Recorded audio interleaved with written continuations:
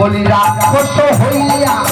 বিভীষণ বৈশে, রাক্ষস হইয়া বিভীষণ বৈশে, ঈশ্বর সভার রাক্ষস হইয়া বিভীষণ বৈশে, ঈশ্বর সভার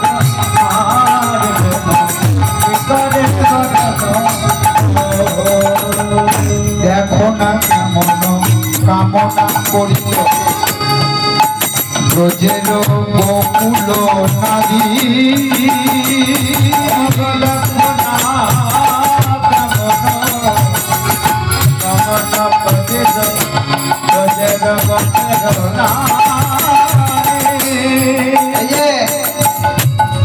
ওই যে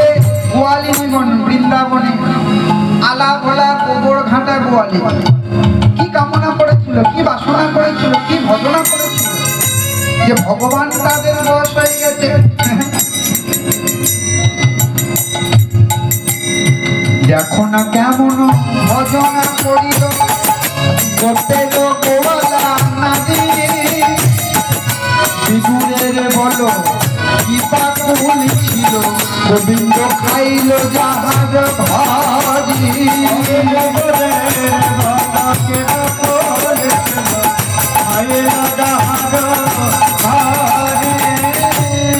ওই যে বিদুরের ঘরে দুর্যোধন মনে মনে চিন্তা করলেন কৃষ্ণের সেবা দিব, এই বলে অনেক ব্যঞ্জন রন্ধন করলো, কিন্তু রন্ধন করার পরে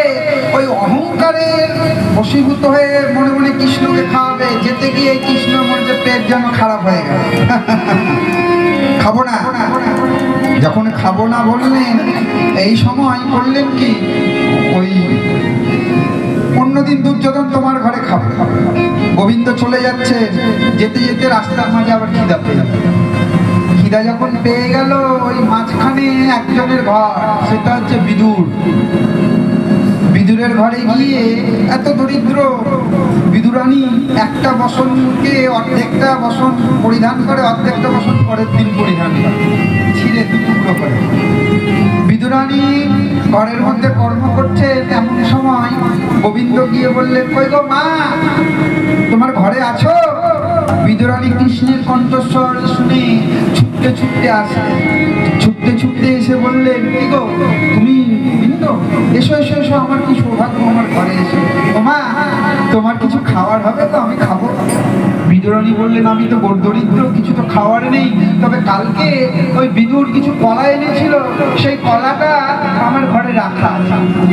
এই বলে ওই কলাটা নিয়ে এসে গোবিন্দকে কোলে বসিয়েছে, গোবিন্দ কোলে বসে আছে, আর কলাটা নিয়ে এসে গোবিন্দের দিকে চাইছেন, দুটি নয়নের জলে ভাসছে, কি অনুরাগ, ওই কলাটাকে ছিঁড়ে ছিঁড়ে কলা ফেলে দিচ্ছে, আর চোখাটা গোবিন্দের মুখে দিচ্ছে, আর গোবিন্দ পরম আনন্দে, ভক্তের আনন্দে,